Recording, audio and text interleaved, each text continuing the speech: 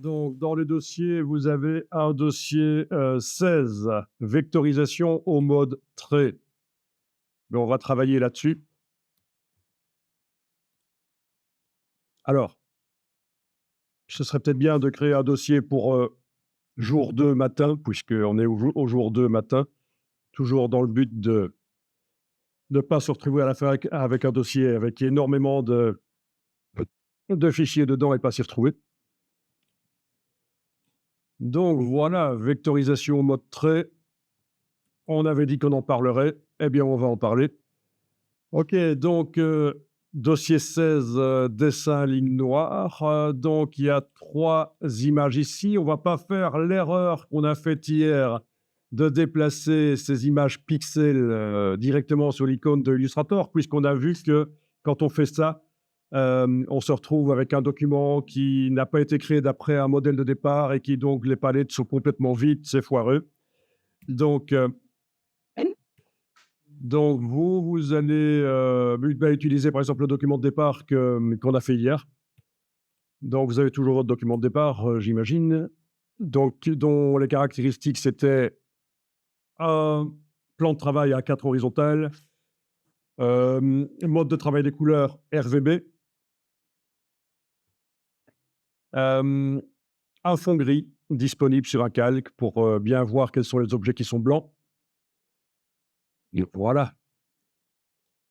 Donc, je vais déjà ouvrir ça dans Illustrator et puis on va importer évidemment les images pixels. Donc, l'idée, c'est, voilà, Illustrator, c'est du vectoriel. Si je veux amener des choses différentes dedans, des pixels, je dois les importer. Si c'est des vecteurs, je les ouvre. Et dans Photoshop, ce sera la même logique. Photoshop, c'est un logiciel pixel. Si je veux amener des choses différentes dedans, des vecteurs, je les importe. Si c'est des pixels, je les ouvre. C'est un peu ça la logique en gros.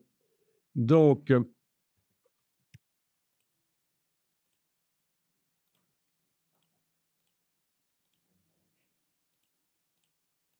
alors, qu'est-ce que ça contient ces fichiers dans dessin à ligne noire, dans le dossier 16? Si on clique dessus et qu'on enfonce la barre d'espacement, on voit en grand ce que ça dit. D'accord? Alors, on va peut-être commencer par le chien, qui est celui qui termine par 10, 41, 43. Et donc, c'est celui-là qu'il faut importer. Donc, on peut éventuellement le déplacer sur le plan de travail du document. Voilà. Et donc, vous voyez, par rapport à hier, quand on avait ouvert, au lieu d'importer comme ça, eh bien, dans toutes les palettes, il y a les éléments qui se trouvent dans le modèle de départ qu'on a utilisé, enfin, dans notre template. Donc, c'est quand même mieux d'utiliser notre template qui nous montre directement ce qui est blanc ou pas grâce au fond gris dans la palette des calques.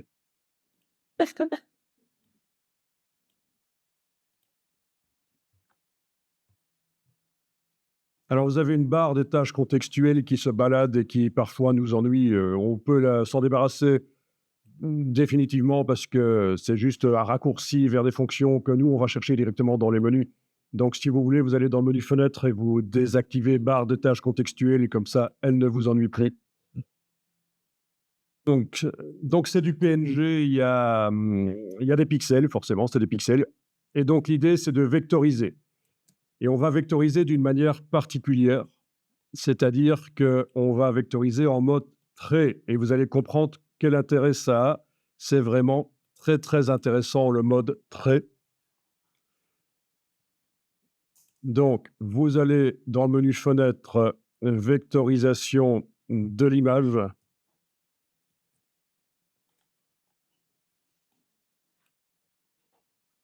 Vous avez l'image qui est sélectionnée. Ah tiens, oui, OK. Donc j'étais en train de me dire que les points vectoriels sont petits, mais c'est parce que c'est une image. Quand ce seront des vrais vecteurs, ils seront bien grands parce que j'avais demandé hier dans les préférence que les vecteurs soient plus grands, mais là, ils sont petits, mais c'est pas grave. OK, vous avez l'image qui est sélectionnée, vous avez le panneau vectorisation d'image, vous cliquez sur vectoriser. Si c'est pas accessible, c'est que Illustrator ne voit pas qu'il y a l'image et donc dans ce cas-là, vous devez cliquer à côté de l'image, recliquer sur elle et ça va, lui permettre de voir qu'il y a une image. Oui, c'est bizarre, c'est, quelque sorte un petit bug parfois.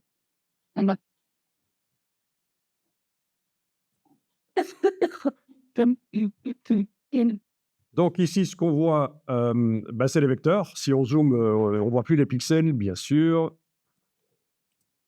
Je vous rappelle qu'avec le petit œil ici, on peut voir l'image d'origine qui est toujours là dans la vectorisation. Voilà.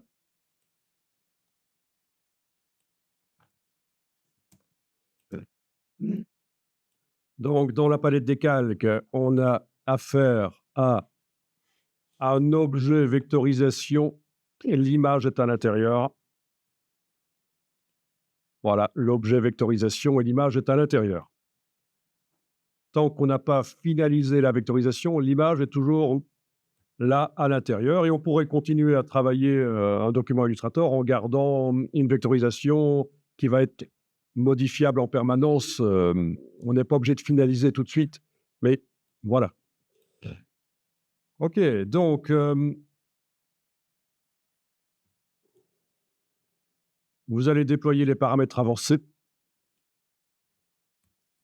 et dans les paramètres avancés, vous avez 2 manières de vectoriser. Créer fond et créer contour. Eh bien, on va garder, dans un premier temps en fond pour qu'on comprenne bien, de quoi on parle. On va faire le test. Qu'est-ce qui se passe quand on vectorise en mode fond? Tant qu'à faire, vous allez pouvoir dire aussi que les pixels blancs de l'image ne vont pas générer de vecteur en cochant ignorer la couleur. D'accord? Vous voyez l'intérêt de notre fond gris? On voit directement que le blanc ne sera pas généré. Si on oublie de cocher ignorer la couleur, ça va générer des grandes plaques blanches autour du chien. Il faudra, avec la flèche blanche plus, aller les sélectionner et touche suppression. Flèche blanche plus, c'est parce que la vectorisation va nous faire un groupe et je vais devoir avoir accès à certaines parties du groupe. Donc, ce n'est pas la flèche noire qui sélectionne tout le groupe, c'est flèche blanche plus. Mais donc là, il n'y a pas de problème, on a coché ignorer la couleur. Et vous pouvez finaliser la vectorisation. Moi, je le fais par menu objet, vectorisation, décomposer. Et voilà.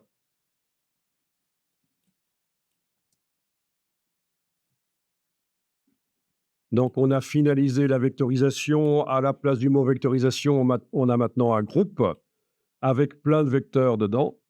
Et l'image, elle ne doit plus être dans le document, je pense. Je vais aller vérifier dans la palette lien, menu fenêtre lien. Oui, en effet, l'image n'est plus là. Elle n'était plus nécessaire. Elle n'est plus dans le document. L'image pixel.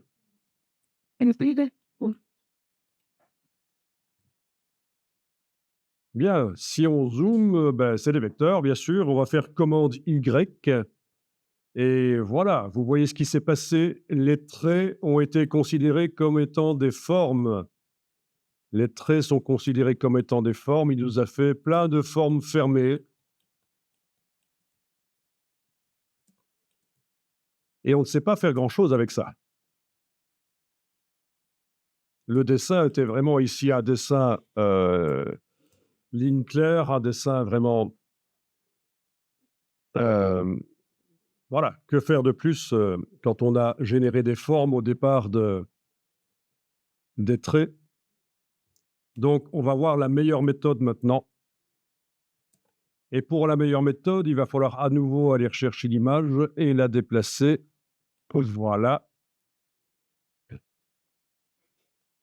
Et là, quand vous vectorisez cette image, vous devez enclencher le mode contour et désenclencher le mode fond. Voilà. On ne voit pas grand-chose, mais on va en parler.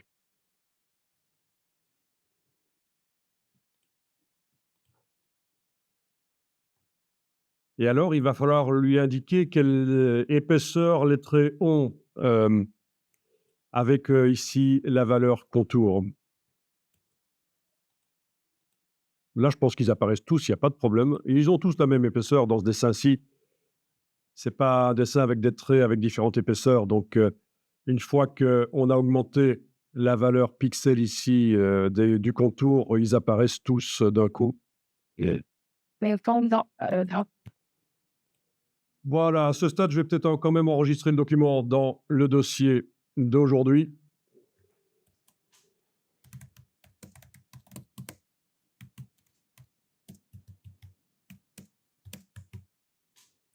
Donnez les noms que vous voulez, tant que vous vous y retrouvez. Donc, palette des calques, on voit que l'objet qui est actuellement sélectionné, c'est une vectorisation. Eh bien, on va la finaliser, on va transformer ça en vecteur, enfin, je veux dire, on va rendre accessibles les vecteurs et supprimer l'image. Objet, vectorisation décomposée. Objet, vectorisation d'image décomposée. Et voilà. Donc, la différence par rapport à la première chose qu'on avait obtenue, commande Y, je clique à côté. La première chose, c'était des formes. Ici, ce qu'on a obtenu maintenant, c'est des traits. Et ça, c'est très intéressant. Ça veut dire que vous pouvez faire des petits dessins plus ou moins naïfs sur du papier, le photographier avec votre smartphone, récupérer l'image dans Illustrator, vectoriser, vous obtenez des dessins vectoriels. En plus, avec les smartphones, c'est intéressant, on peut photographier des choses qui sont très petites. Donc, si vous faites un dessin de 2 cm sur 3 sur le papier, ça passe, pas de problème. L'objectif permet de faire de la macro comme ça, de photographier des petits dessins sur papier. Parce que, oui, parfois les dessins en petit sont plus sympas. Vous faites un petit dessin au bic, ça peut être plus facile et plus sympa. Et donc voilà, on est dans le cas de figure. Nous, on a débarré d'une image que je vous ai fournie, mais voilà. Alors, commande Y, et on va tester. Qu'est-ce qu'on va tester? Vous avez une idée de ce qu'on va tester? L'application de brush, évidemment. Et pour ça, on va pas hésiter à dupliquer plusieurs fois le dessin du chien pour faire différentes versions. Donc déjà là, je commence avec la flèche noire, je l'ai positionnée là. Et avec la flèche noire et la touche Alt, je le déplace et je vais faire une première version ici et voir ce que ça donne.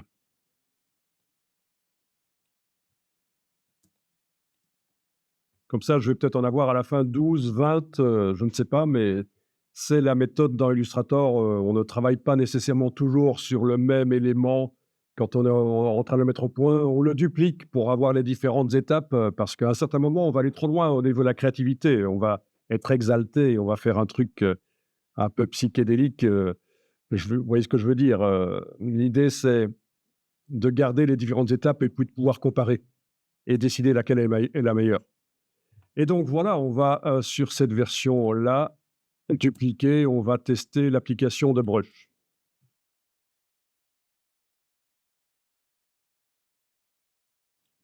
Donc menu fenêtre, forme.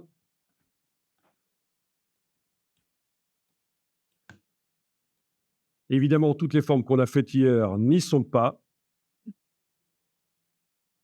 Il faudrait que je les transfère d'une manière ou d'une autre si je veux utiliser celles qu'on a faites hier, mais je vais utiliser ici celles qui sont livrées d'origine avec Illustrator. Dans un premier temps, celles qui sont livrées d'origine avec Illustrator.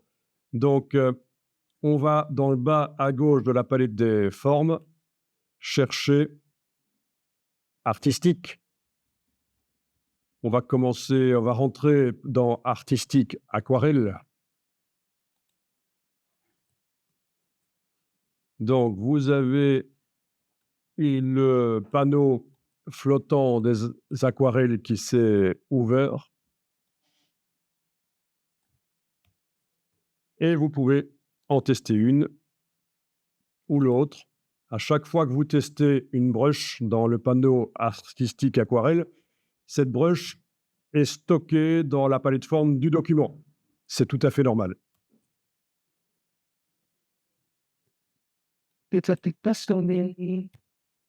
Voilà, oui, si vous êtes toujours en affichage tracé, ça ne marche pas. Commande Y. Voilà, voilà. Si vous voulez voir ça sur un fond blanc, deux solutions. Soit dans la palette des calques, vous enlevez l'œil en face du fond gris. Soit vous faites un...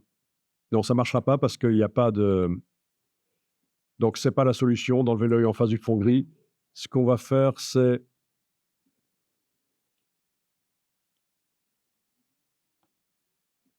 Ouais.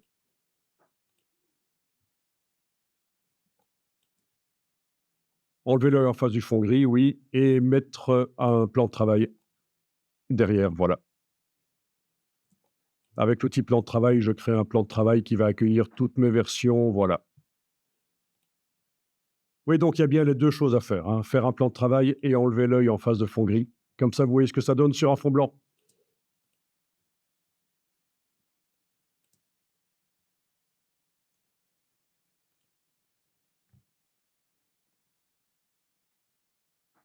Alors, quand vous avez l'objet sélectionné et que vous testez différentes brushes aquarelles ici, oui, vous avez la possibilité de modifier aussi l'épaisseur du contour, évidemment, par la barre contrôle, le raccourci vers la palette contour, sans devoir ouvrir la palette contour, la barre contrôle là au-dessus, l'épaisseur. Oui, donc je disais, quand vous êtes en train de tester les différentes aquarelles, ben, vous avez ces vecteurs qui vous empêchent de vraiment voir ce que ça donne. Les vecteurs qui montrent que l'objet est sélectionné. On est d'accord? Ben ça, c'est ennuyeux. Eh bien, vous avez la possibilité de les masquer temporairement. L'objet va rester sélectionné, vous n'allez plus voir ces vecteurs par-dessus. C'est menu affichage et c'est masquer le contour de sélection. Donc, raccourci commande H. Vous pouvez utiliser commande H si vous voulez. Voilà. C'est une bascule, hein, commande H, affiché ou pas. Et comme ça, l'objet est sélectionné, je peux tester différentes aquarelles, différentes épaisseurs de traits, voir ce que ça donne. Voilà. Commande H. Forcément, il est toujours sélectionné. Il faut qu'il soit sélectionné pour que je puisse le modifier. Donc, précédemment, nous avions été demandé que le cadre de sélection n'apparaisse pas autour. C'était l'option affichage, masquer le cadre de sélection. Mais ce qu'on vient de faire ici, c'est différent, c'est masquer le contour de sélection. Menu affichage, masquer le contour de sélection. Voilà.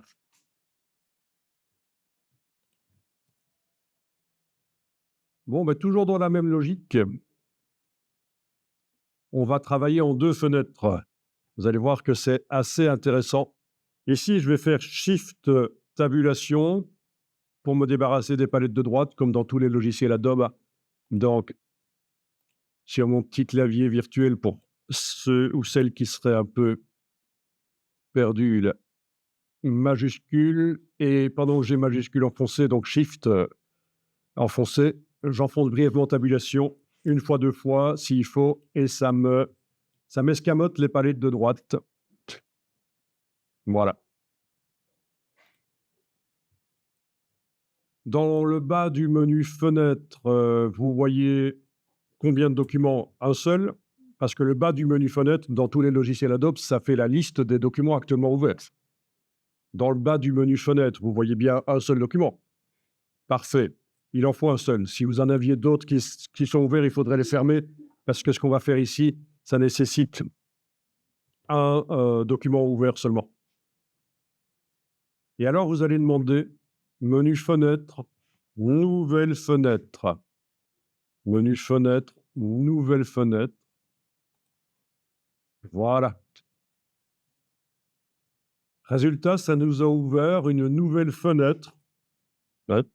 Sur le même document. Vous avez ici Vecto Contour -02, ça c'est le nom de mon fichier, .ai. Vous avez la fenêtre 1, comme c'est indiqué là, et l'autre onglet, c'est le même nom de fichier, et c'est la fenêtre 2. Donc 2 fenêtres ouvertes sur le même document.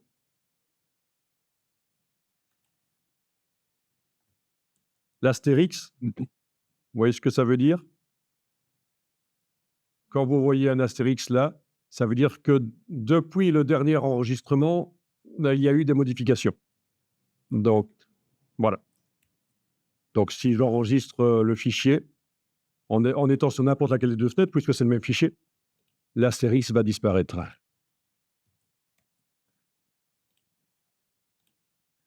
Voilà. Test aussi, plus des autres. Oui, oui, oui, c'est comme ça dans tous les logiciels Adobe. Parfois, il y a un signe copyright qui apparaît sur la barre, parce que dans les propriétés du document, on est allé indiquer, dans les métadonnées, on est allé indiquer que son nom, en tant qu'auteur, par exemple, copyright, un tel, et alors, quand on ouvre le document, il y a un signe copyright qui est là. Ça peut être intéressant de mettre, pour protéger ces images aussi, dans les métadonnées des images, de mettre à la rubrique copyright qu'on est l'auteur. Si on est vraiment l'auteur, évidemment. Moi, je ne suis pas l'auteur de ce chien, donc c'est un truc qui vient du web, qui est open source. Donc, je ne mettrai pas un copyright dessus, je ne pense pas. À moins que je modifie beaucoup l'image et que j'aille loin dedans, que je modifie. Voilà.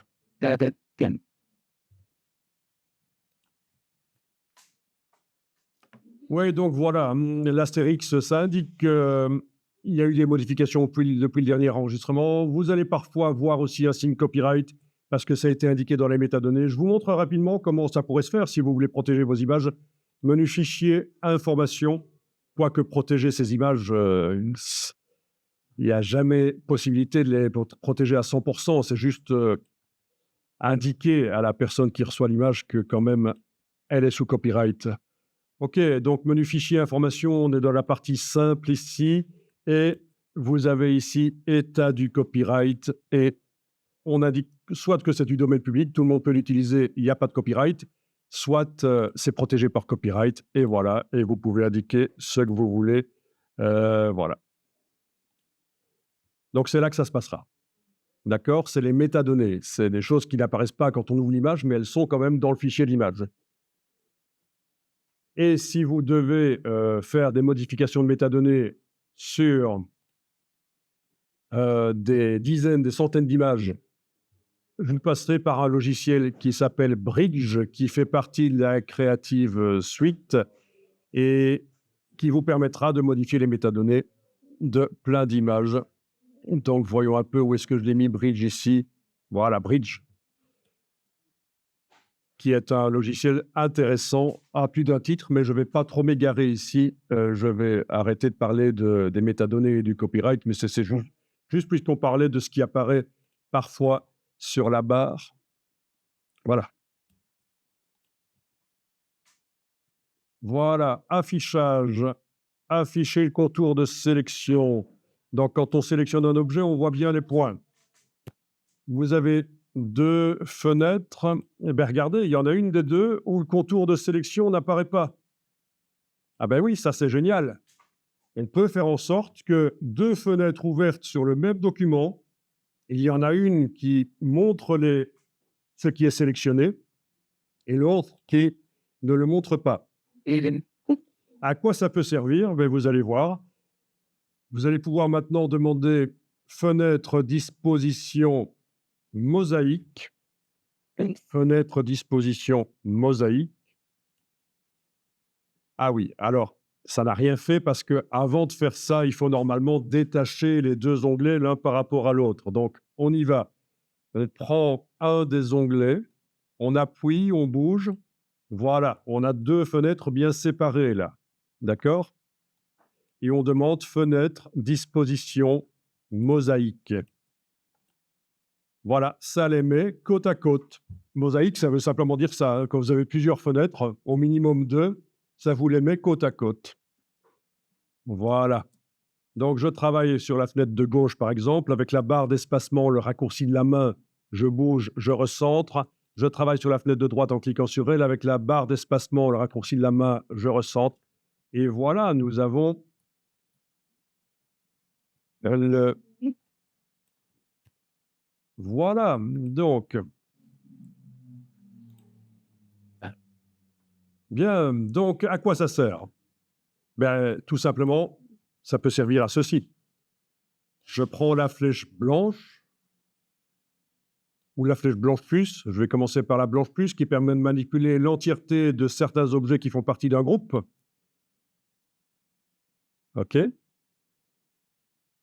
Je clique à côté du chien, je clique sur son oreille, par exemple, là, voilà, ou sur son œil. L'œil, ce sera bien. Et je peux bouger l'œil et regarder, je peux regarder sur le dessin clean, sans sélection qui apparaît, je peux regarder sur le côté ce que ça donne. Voilà. Je peux modifier la dimension de l'œil avec l'outil de transformation manuelle. Voilà. Vous voyez, en temps réel, on voit sur le côté ce que ça donne. Oui, et donc si vous avez de chaque côté les contours qui s'affichent, c'est que vous avez un peu foiré le truc. C'est-à-dire que sur une des deux fenêtres, il faut aller dans le menu affichage et demander masquer le contour de sélection. Comme ça, vous avez l'intérêt de ce qu'on est en train de faire là, la possibilité de, avec la flèche blanche plus, d'aller manipuler la position des choses. Alors pour l'oreille ici, elle est composée de 2 traits. Je vais faire clic, shift clic, ou je vais englober avec la flèche blanche plus. Et puis je peux la bouger comme ça, voilà. Bon, c'est pas génial ça? Si, hein.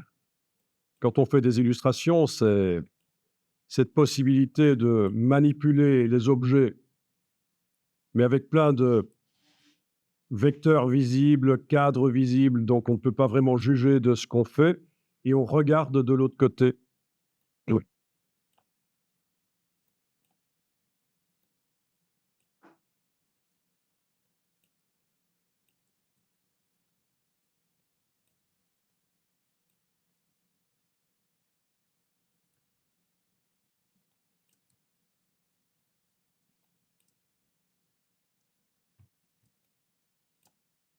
Alors on peut aussi, avec la flèche blanche plus, sélectionner certains traits, même plusieurs avec la touche Shift, et demander de modifier leur épaisseur.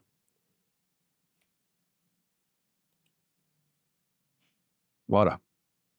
Donc il est tout à fait possible de sélectionner et de faire différentes épaisseurs pour amener un côté un peu plus intéressant au dessin.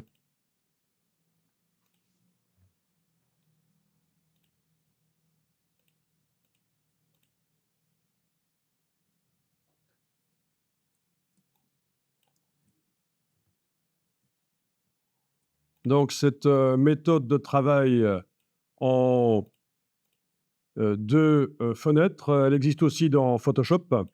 Vous avez aussi la possibilité dans Photoshop d'ouvrir 2 fenêtres sur le même document. À quoi ça peut servir? Ben, par exemple, vous allez travailler sur une portion précise de, de l'image dans Photoshop, en zoom avant assez fort, et en même temps, vous allez voir ce que ça donne sur l'ensemble de l'image dans l'autre fenêtre. D'accord? Une fenêtre en zoom avant et l'autre fenêtre qui montre la totalité de l'image dans Photoshop.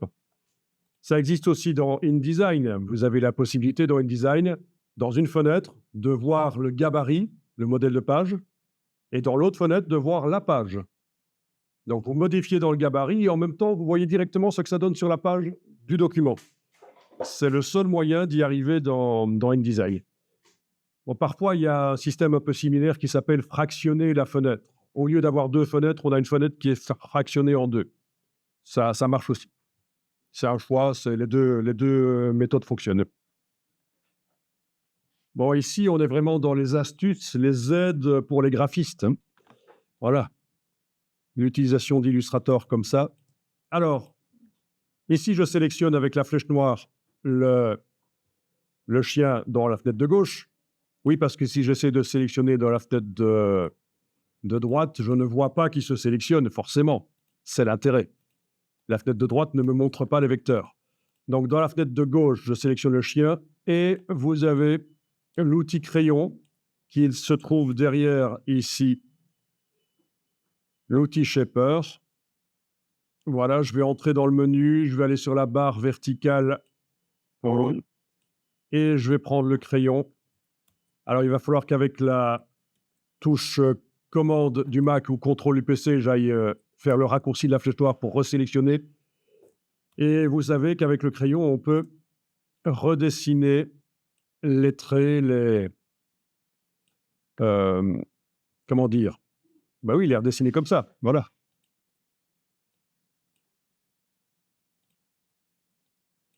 Donc, j'utilise ici le raccourci de la flèche noire, c'est la touche commande sur le Mac, la touche contrôle sur le PC.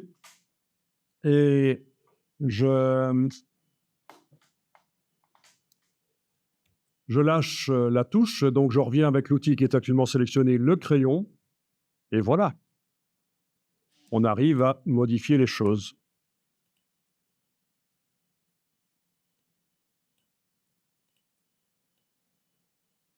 C'est sympa.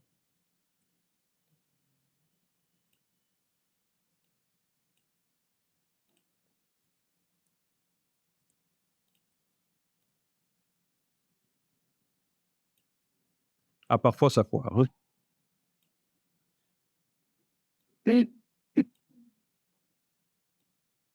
Ouais.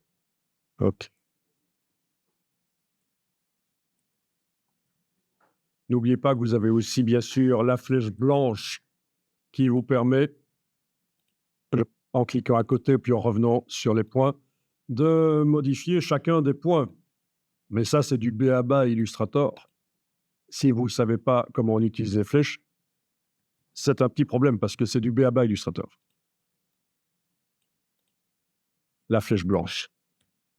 Donc, flèche blanche plus pour manipuler l'entièreté d'un objet qui fait partie d'un groupe, l'œil, l'oreille, etc. Mais flèche blanche, clic à côté, revenir dessus pour manipuler certains des points.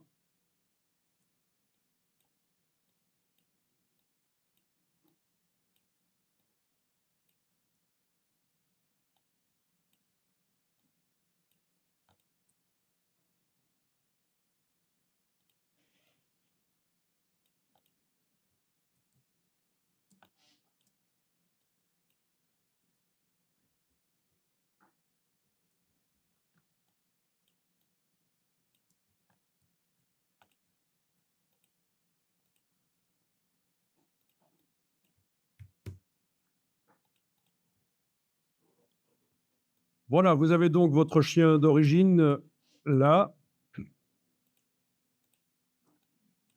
vecteur, en mode trait. Vous avez votre chien que vous avez retravaillé avec la palette aquarelle. Avec la palette aquarelle.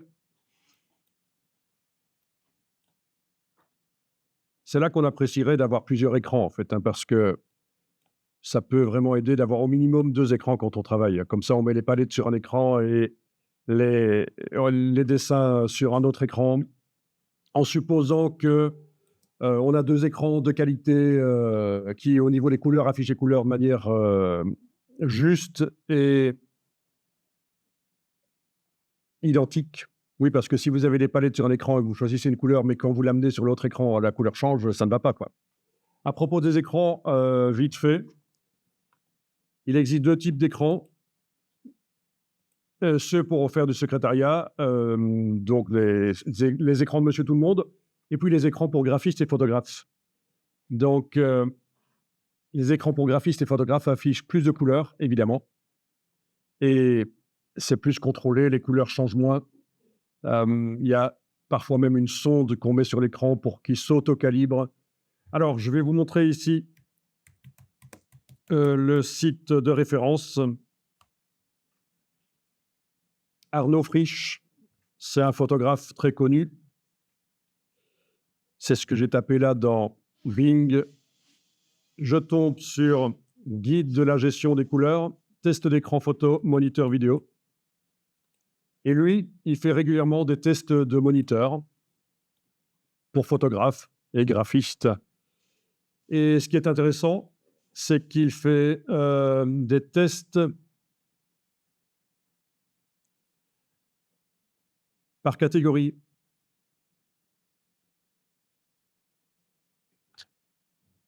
Et en fonction de votre budget. Parce que c'est un peu facile de dire, voilà le meilleur écran, OK, 2 800 € l'écran, d'accord. Non, si vous avez que 400 € ou 200 à mettre dans un écran, quel est le maître achat? Eh bien voilà, vous avez par exemple ici, sélection d'entrée et moyen de gamme. Évidemment, ça va toujours rester des prix élevés. 220 € pour un écran, il faut le vouloir. Ça peut s'acheter d'occasion, un écran. Donc, vous divisez le prix par 2. Mais bon, voilà. Donc, si vous cherchez à acheter un écran et vous vous posez des questions, lui fait des tests et il va vous indiquer, en fonction de votre budget, quel est le meilleur rapport qualité-prix pour avoir un écran de photographe ou de graphiste, quelque chose de qualité. Vous voyez qu'il y a des marques que vous n'avez peut-être jamais vues, ISO. Ça, c'est des écrans professionnels pour photographes et graphistes. BenQ, ça vous dit quelque chose? Non, hein, c'est des marques que monsieur tout le monde ne connaît pas, donc voilà. Oh, il y a des marques connues, Dell, Asus, ça c'est plus connu évidemment. OK, donc petite parenthèse fermée sur les écrans, je devais vous le dire, c'est dit. Il y a des écrans spéciaux pour photographes et graphistes et vous avez quelqu'un qui dépatouille ça pour vous. Donc vous pouvez aller regarder. Et pas seulement ça, faites comme toujours, recoupez les informations et prenez vos informations. Évitez juste les vendeurs de boîtes, comme on a dans les supermarchés, le rayon informatique où les gens s'y connaissent en tout et en fait s'y connaissent en rien. Il vaut mieux aller chez des spécialistes. Pour l'informatique, il vaut mieux aller chez des spécialistes qui vont vous donner les bons renseignements. C'est pas ça, les vendeurs dans les supermarchés, ils sont sympas, mais ils répètent ce qu'ils ont appris, ils s'y connaissent pas nécessairement vraiment. Mmh? Des promesses. Oui, ils sont obligés de tout connaître, hein, c'est comme le rayon frigo, lave-vaisselle et cetera. Ils connaissent tout sur, toutes les machines, mais en fait, ils connaissent rien. Ouais. Pas grand-chose.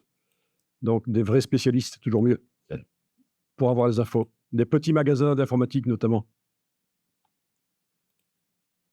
Et si vous voulez, pour des graphistes, allez chez des informaticiens, des vendeurs d'informatique qui, sont spécialisés pour gamers. Oui, eux, ils ont les bonnes réponses. OK. Ça marche? Eh bien, on va continuer.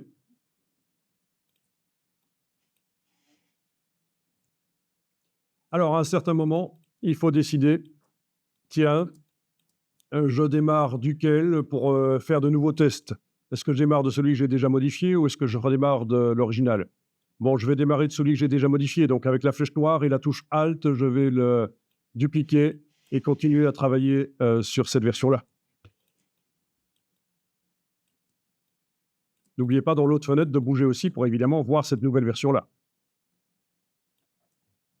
Donc le panneau artistique encre, auquel j'ai eu accès par, notamment les petites flèches ici qui permettent de passer d'un panneau à l'autre.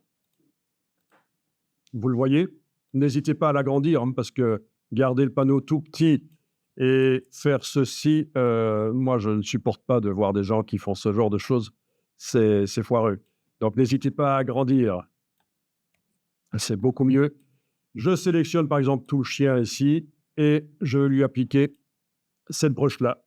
elle est intéressante, cette broche-là. Parce qu'elle a vraiment un sens. On voit vraiment le sens de la broche. Parce que je vais vous expliquer quelque chose sur le sens de la broche. Voilà, vous voyez bien que si vous, voilà, si vous avez les points qui sont affichés, vous ne voyez pas vraiment ce que ça donne, mais on le voit sur l'autre fenêtre, hein, clairement. Ouais.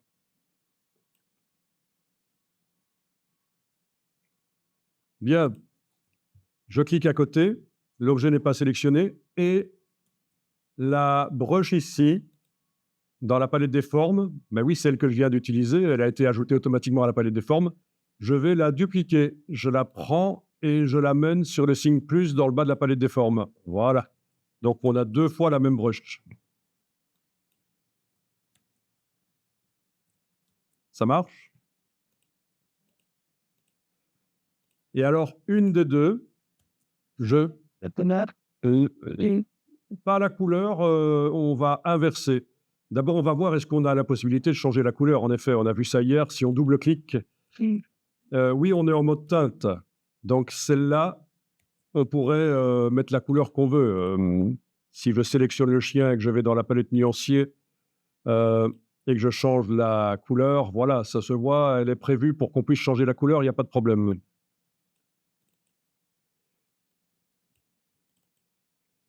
Mais ce qui m'intéresse surtout, c'est de changer le sens. Alors,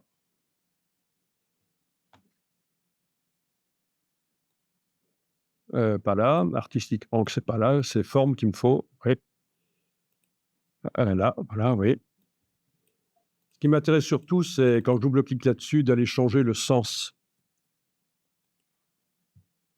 du trait. Ce qui va me permettre, maintenant, quand je sélectionne avec la flèche blanche plus, je sélectionne une partie du dessin, je vais pouvoir choisir de le mettre dans un sens ou l'autre, la broche. D'accord? Ça, c'est intéressant. C'est la même broche, mais dans 2 sens différents et c'est pas le même résultat, en fait, hein. Voilà. Donc, il faut vraiment décider dans quel sens on met la broche.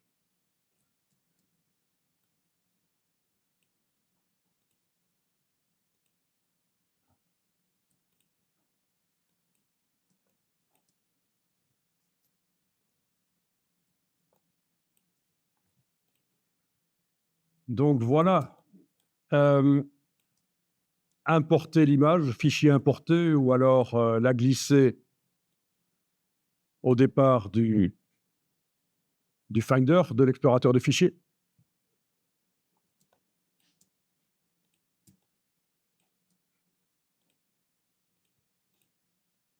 Aller dans fenêtre vectorisation de l'image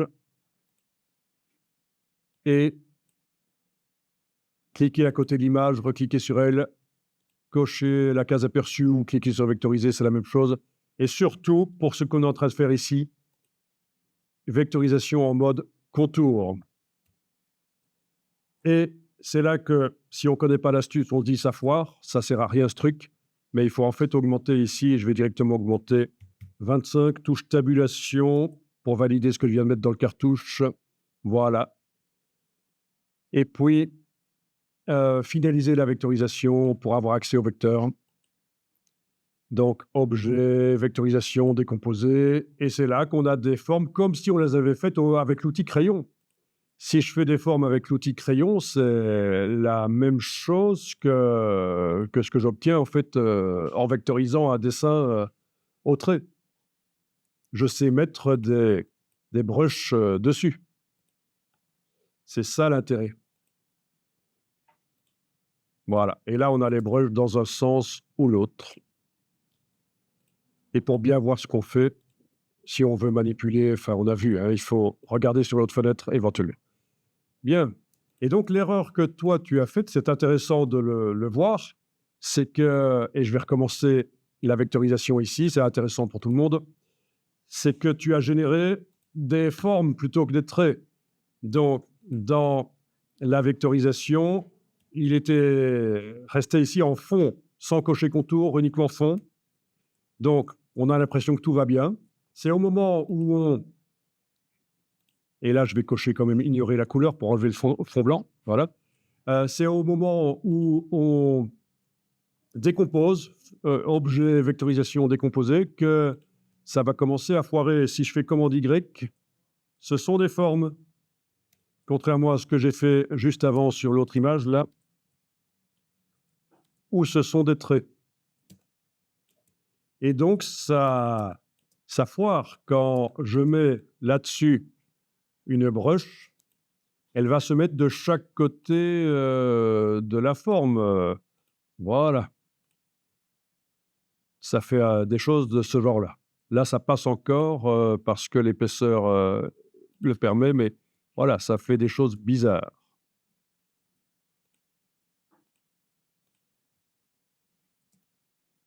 Voilà. Là, sur le dessin au trait, avec des traits, je retrouve bien la brush que j'applique. Là, je ne la retrouve pas. C'est un truc bizarre. C'est pas ça, ça peut donner bien, mais voilà. Donc, ça explique quand vous faites ce genre de choses, vectoriser en mode contour, pas en mode fond.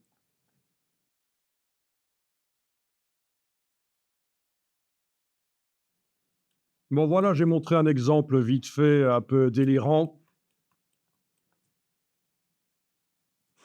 Évidemment, je n'ai pas modifié les paramètres de la brush, mais on peut tenter de faire un chien poilu éventuellement, avec une brush de motif avec des poils.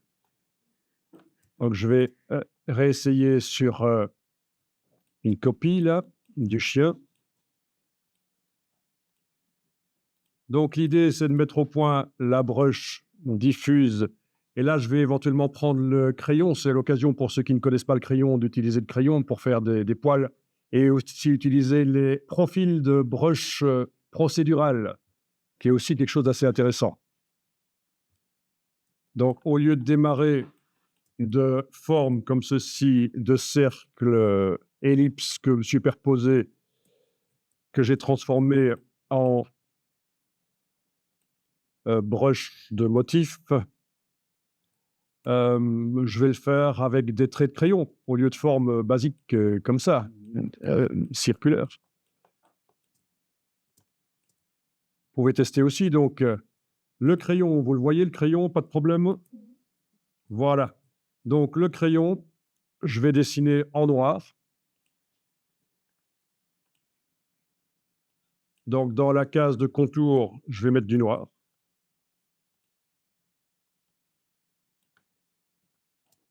Bien, je vais faire un trait, le voilà. Vous pouvez le faire plus petit ou plus grand si vous voulez, ça n'a pas d'importance, la dimension à laquelle on fait la brush, tant qu'on reste quand même dans des dimensions normales. Il ne faut pas faire ça format A2. OK, donc, un trait. Et alors, vous avez bien sûr l'épaisseur. Et vous avez, ce qui est intéressant ici, les profils de contour. Ça, c'est super intéressant. Les profils de contour qui permettent donc de donner une forme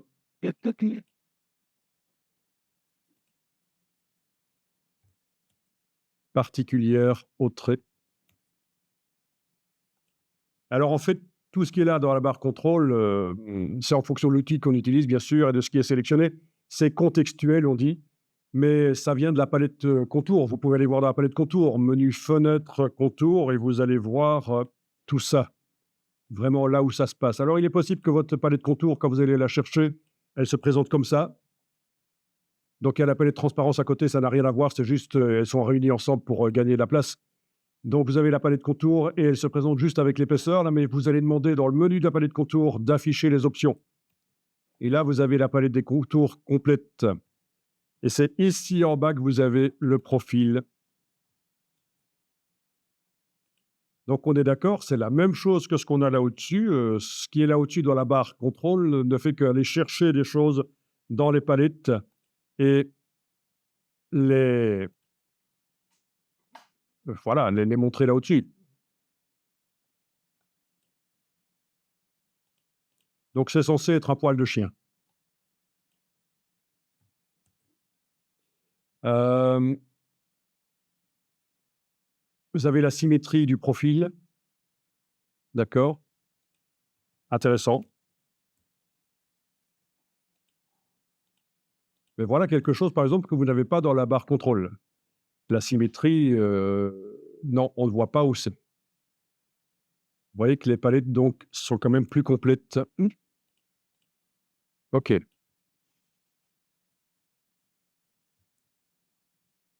Alors, je vais faire, d'abord jusque-là, est-ce que ça va?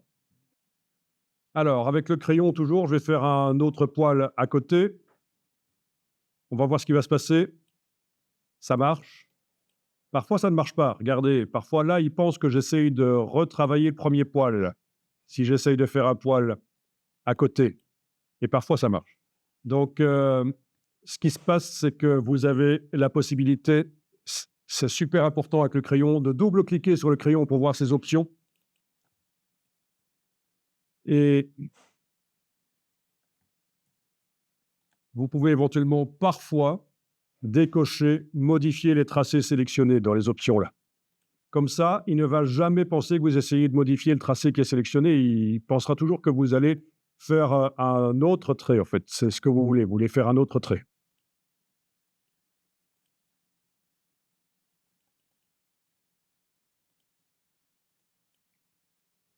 OK.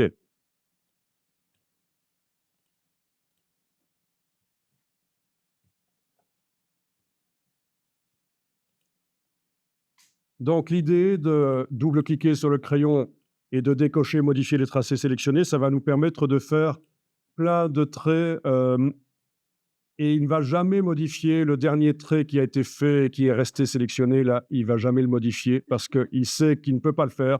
Il ne peut pas modifier les tracés sélectionnés. Parfois, c'est intéressant, on l'a vu, hein, le chien par exemple, on a vu que pour le chien, précédemment, j'avais été modifier la forme de la queue, tout ça au crayon, parce que l'option modifier les tracés sélectionnés était cochée. Donc c'est vraiment quelque chose qu'on coche ou qu'on décoche, en fonction de ce qu'on veut faire. Alors, vous avez vu que les derniers traits que j'ai faits là, ils ont pas le profil, spécial. OK, donc je vais les supprimer et je vais vous montrer quelque chose ici. Voilà. Donc, je vais aller chercher la palette style graphique, menu fenêtre, style graphique et je vais, en ayant un des 2 traits corrects là sélectionné, hein, celui qui a le bon profil, avec, le bon la bonne symétrie pour que, pour le poil, la partie épaisse soit plutôt en bas. Enfin, vous voyez? Eh bien, je vais stocker, cet, aspect dans la palette style graphique. Avec le petit plus, tout simplement, le voilà. Ce qui va me permettre après, quand je dessine au crayon, de cliquer pour, appliquer directement tous les paramètres. OK. Bon, si vous faites 4 poils comme ça, c'est bon pour l'exercice, on verra ce que ça donne. Alors, avec la flèche noire, je vais sélectionner ces traits et je vais les mettre dans la palette des formes. Donc, je les déplace avec la flèche noire dans la palette des formes. Et là, il me demande qu'est-ce que je vais faire. Je vais indiquer, c'est une forme de motif. OK. Voilà la prévisualisation de la forme de motif. La partie vraiment problématique, c'est ce qu'il a inventé là quand on a des coins. Mais je n'aurai pas de coins sur le chien, mais si jamais on a des coins, voilà, on peut choisir une de ces propositions de coins. Chevauchement, découpage, centrage. Bon, centrage, dans ce cas-ci, ça paraît ce qu'il y a de plus de mieux. Vous voyez, c'est pour les coins. Dans le long du tracé, c'est là où on a des angles. Et ça, le long du tracé, c'est là où il y en a des lignes droites.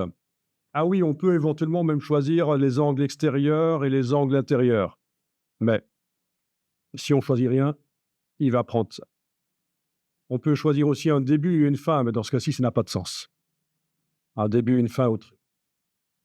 Donc, c'est quand même assez complet, les brushes de motifs, c'est sympa. Il y en a plein disponibles sur le web aussi. Il y en a que Illustrator propose, mais il y en a plein sur le web aussi. Si vous êtes sur le web, si vous tapez Download Illustrator Pattern Brush, voilà, vous allez avoir plein de propositions de brushes de motifs. 2061 brushes de motifs. 325 brushes de motifs, 40, blablabla, il y en a plein. Et il y en a tellement que c'est comme pour... qu'est-ce qu'on on était allé voir l'autre jour? Des brushes artistiques, on était allé voir. Je peux aller dans Images. Donc, j'ai une vue d'ensemble visuelle des brushes. Et je peux préciser ce que je veux comme brush de pattern. Par exemple, ici, je vais indiquer, je veux Art déco, style Art déco.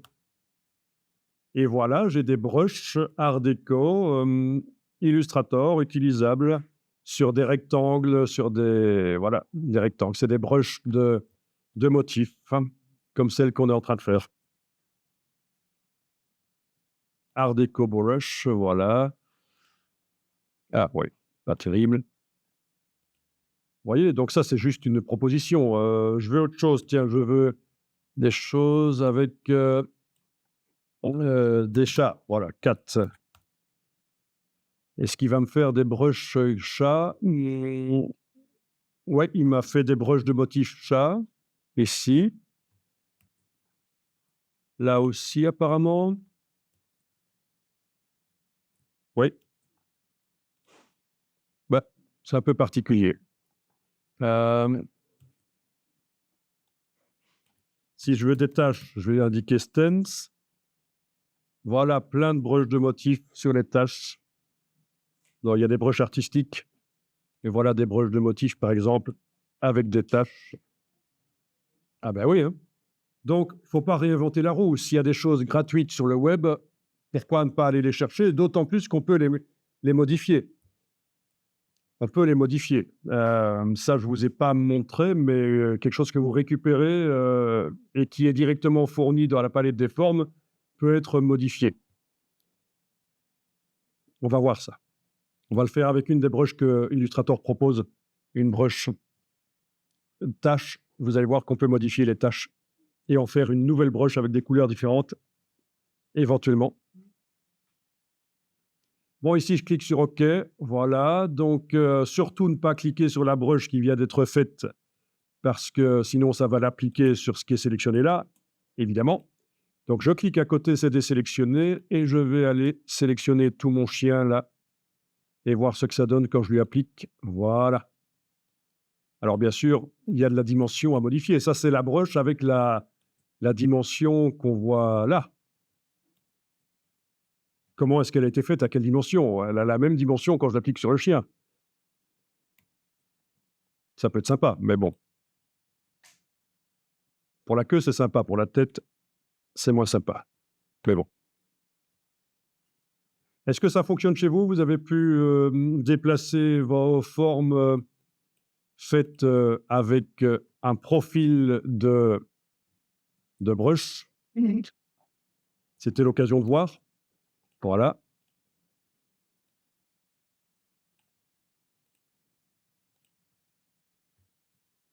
Bon, à ce stade, ce serait quand même intéressant d'enregistrer pour ne pas perdre ce que vous faites.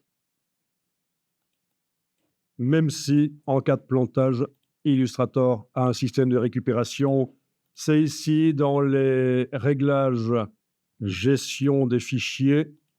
Je pense, oui, c'est ça. Enregistrer automatiquement toutes les 2 minutes. C'est comme ça qu'il est réglé actuellement. Mais vous voyez qu'on peut régler en fonction de ce qu'on fait. Si on travaille sur des très gros travaux lourds, qui prennent du temps à être enregistrés, on va peut-être monter pour enregistrer un peu moins souvent.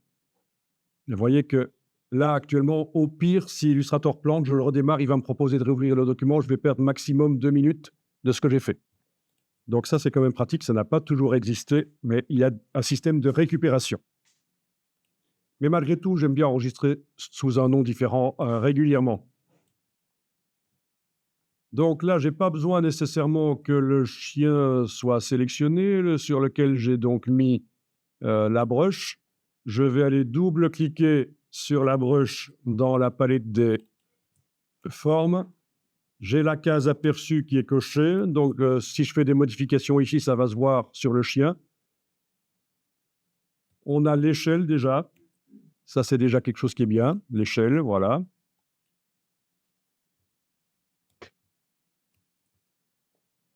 On a la possibilité encore de symétriser éventuellement en vertical ou en horizontal, si jamais ce n'était pas dans le bon sens, les poils. S'ils allaient vers l'intérieur au lieu d'aller vers l'extérieur, on a la possibilité d'aller changer déjà la brush, là.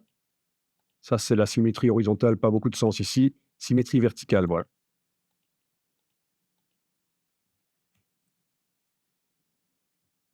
Que dire de plus? Ah oui. OK.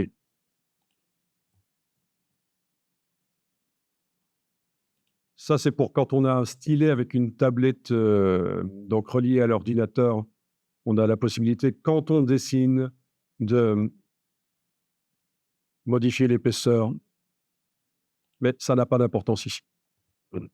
Oui, les échelles. C'est la taille, en fait. Oui, oui, c'est la taille. Le deuxième curseur est inaccessible. Ça indique que si j'utilise un stylet et que j'appuie beaucoup, ça va faire quelque chose d'épais. Si j'appuie peu, ça va être fin, évidemment. Et là, je peux déterminer les largeurs minimales et maximales. Mais donc ici, le deuxième est inaccessible parce qu'on est en fixe, en échelle fixe. Voilà. Alors, on a le pas. Ça peut être intéressant, le pas. Voyons un peu ça. Voilà. Si vous augmentez le pas, ça va écarter les répétitions. Voilà. OK. Si d'une sinistre après, il n'y a pas une visuelle. Oui, pour répondre à ta question, pour avoir les traits qui vont dans tous les sens éventuellement de manière aléatoire, c'est des broches diffuses. C'est intéressant aussi, les broches diffuses. C'est un peu le cousin de ceci, hein. C'est un peu le cousin de ceci. On pourra tester aussi des broches diffuses. Voilà. Et on ne peut pas les densifier. Non, pour les densifier, il faudrait retravailler ici, mais on va tester. On va tester, vous allez voir. OK. C'est pas si simple que ça, faire les poils comme ça. OK. Donc, je clique sur OK. Il me demande si je veux appliquer au contour qui utilise déjà cette brush. Ben, je vais dire oui. Et voilà. Bien sûr, sur l'œil, c'est pas terrible. Je devrais peut-être sur l'œil, avec la flèche blanche plus, aller sélectionner ça, l'œil, et lui mettre autre chose comme autre chose en fait, hein.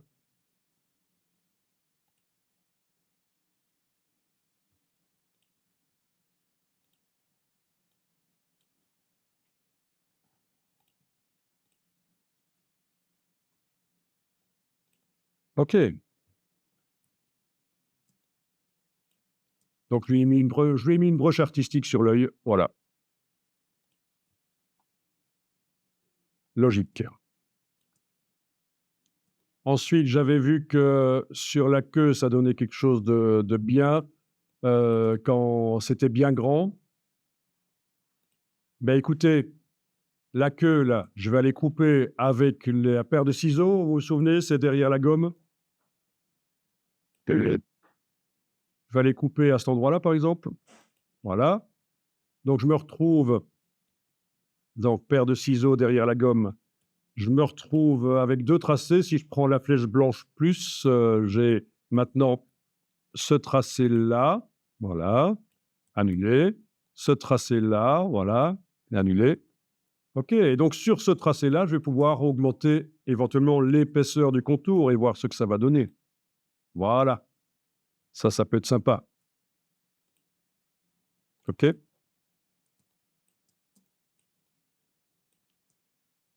Ici, pour les pattes, peut-être que clic, majuscule, clic. Peut-être qu'un contour moins grand, c'est mieux. Enfin, voilà. Donc après, on modifie comme on le sent. Ça prend du temps, c'est de l'illustration, ce n'est pas si évident. OK? Donc, paire de ciseaux. Donc, ce que je montre là, ce n'est pas une méthode pour dessiner des chiens, hein, c'est juste des tests pour comprendre comment ça marche et après, vous faites vos propres dessins beaucoup mieux que ça, en fait, hein, puisque vous allez pouvoir y passer du temps. Voilà. Vous voyez, différentes épaisseurs, ça peut être bien.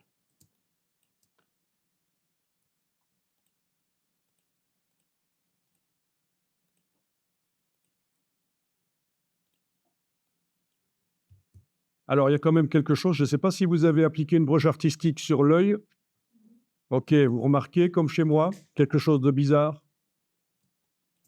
Les poils sont bien noirs, foncés, mais l'œil, il n'est pas très foncé, en fait, hein. Voilà. Et ça peut venir du fait qu'on a affaire à du noir quadri. Il me paraît quand même très peu foncé. Alors, je vais aller voir. Je vais faire ici un noir RVB et on va voir. Non, il y a un autre problème, en fait. C'est un autre problème qu'il va falloir que je vois. Pourquoi est-ce que ce... Ah, mais c'est la broche. Cette broche-là n'est pas vraiment noire, elle est grise foncée. Et donc, quand j'applique mon noir ici, j'arrive pas à avoir du noir. OK, ça c'est ennuyeux. Donc, notre broche n'est pas terrible en fait. Vous l'avez cette broche? OK, ben, je vais vous montrer comment régler le problème alors. Comment faire en sorte que cette broche applique vraiment la couleur que je veux qu'elle applique.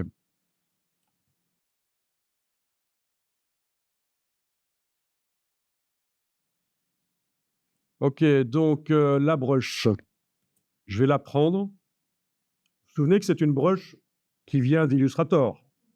Elle a été proposée parmi les bibliothèques d'Illustrator. Eh bien, je peux malgré tout la modifier. Si je prends la broche là et que je l'amène là, sur le plan de travail, elle est là. Commande Y, c'est des vecteurs. OK? Donc, ce qui est important, c'est de faire commande Y et, avec la flèche blanche plus, sélectionner le rectangle là et le supprimer. Parce que je veux modifier la couleur de la broche et si je ne supprime pas le rectangle, je risque de le transformer en noir. OK. Ensuite, je sélectionne la broche et je lui applique du noir. Voilà, du noir sur la couleur de fond. OK. Et alors, il devrait me la mettre en noir. Le cadre de phosphore de la lune. Ouais. Oui. Ah, sur le groupe, apparemment, il y a un aspect. Oui. C'est ça, sur le groupe, il y a un aspect. Bon, je vais revenir dans l'autre document. Bon, comme ça, vous voyez un peu, hein, ce sont des choses qui arrivent. Même quand on connaît le logiciel, il y a parfois des petits problèmes. Donc, bien vu, en tout cas, d'être allé voir dans le calque. Le groupe, il est là, là, là. Il y a groupe dans groupe dans groupe. Il m'a fait ça quand j'ai déplacé la broche de la palette forme vers le plan de travail. Et ici, on a quelque chose de spécial. Ça indique, hein, quand on voit cette cible grise, qu'il y a quelque chose dans la palette aspect. Ah, l'opacité est à 80%, mais pourquoi? Pourquoi ils nous ont fait ça? Alors, je vais aller modifier ici l'opacité, 100%. Voilà, OK. Du coup, quand j'applique le noir, c'est bien noir. Voilà, le problème venait de là. Ah, c'est vraiment vicieux, hein. Non, mais ça, c'est vicieux. Ça, c'est le genre de choses que je mettrais à un examen pour des étudiants, par exemple. OK, et donc, ça va, vous avez pu voir d'où venait le problème? Donc, vraiment, c'est particulier. En principe, ça ne fait pas ça. C'est juste que la couleur, en principe, d'habitude, c'est de la couleur gris foncé, tout simplement, de la couleur gris foncé, mais là, c'est du noir avec de l'opacité 80% sur un des groupes dans lequel est contenue la brush qui est là tout en bas. La brush là est contenue dans un groupe qui avait l'opacité à 80%, qui lui-même est contenu dans un groupe, qui lui-même est contenu dans un groupe. Donc, c'est un peu foireux, mais ça marche finalement. On a trouvé pourquoi. Non, mais vous avez vu la démarche de recherche, hein, on analyse calmement et on fait appel à l'équipe si jamais ça ne marche pas, si on ne trouve pas. Et donc, cette brush que je disais, cette brush, voilà, je vais l'amener dans la palette des formes, indiquer que c'est une forme artistique. OK. Voilà. La voilà. Déjà là, dans la palette des formes, on voit qu'elle est plus foncée que l'original. Si je l'applique maintenant sur l'œil du chien, avec la flèche blanche plus, je clique à côté, et puis je clique là-dessus, je l'applique. Voilà, on a bien du noir. Et donc, on sait appliquer n'importe quelle couleur de contour telle qu'elle apparaît dans le nuancier. Elle ne s'affadit pas. Ça devrait marcher. Ah oui, il faudrait pouvoir double-cliquer sur elle et dans les options indiquer qu'on peut changer la couleur. Mode teinte. Vous vous souvenez? Coloration mode teinte pour cette brush que je viens de créer. Voilà, comme ça, je peux lui appliquer n'importe quelle couleur du nuancier. OK. Est-ce qu'on peut sur un seul trait inverser le Alors, style? sur un seul trait, inverser le sens. Alors, il y a quelque chose qui existe pour les formes fermées, ça peut peut-être marcher, mais pour des formes ouvertes, ça marchera sans doute pas. Pas pour les poignes. Les poils, ce sont des formes ouvertes. Donc, pour les formes ouvertes, je ne pense pas inverser le sens, mais si, il y avait dans...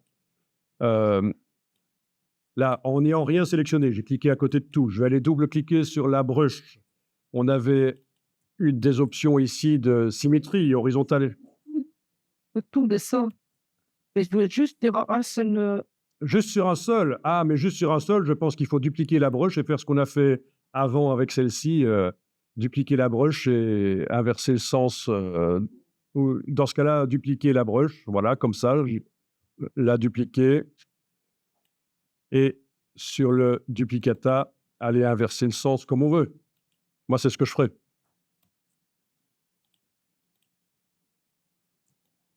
OK.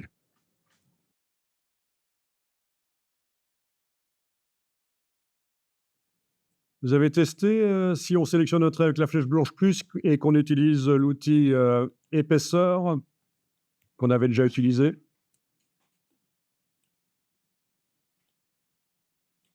Voyez, ça marche, hein? On arrive aussi à moduler l'épaisseur comme on veut. Tiens, je vais le faire sur la queue ici, parce que le bas de la queue, c'est pas logique qu'il soit large. Je vais utiliser la flèche blanche plus déjà pour arriver à sélectionner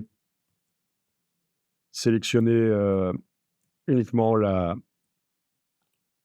partie queue ici, voilà. Et donc, avec l'outil largeur, je vais aller cliquer, par exemple, sur l'extrémité, là, voilà. L'extrémité, on a dit. Ah, attendez un peu.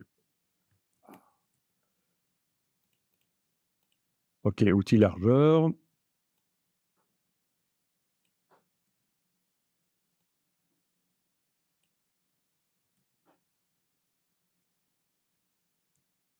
Bon, le problème, c'est que il a tendance à m'activer d'autres tracés.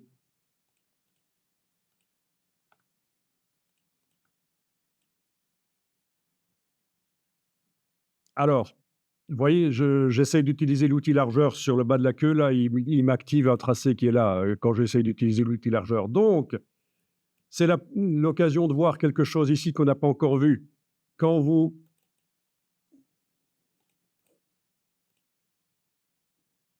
on va peut-être dégrouper. Objet dissocié. Oui, objet dissocié.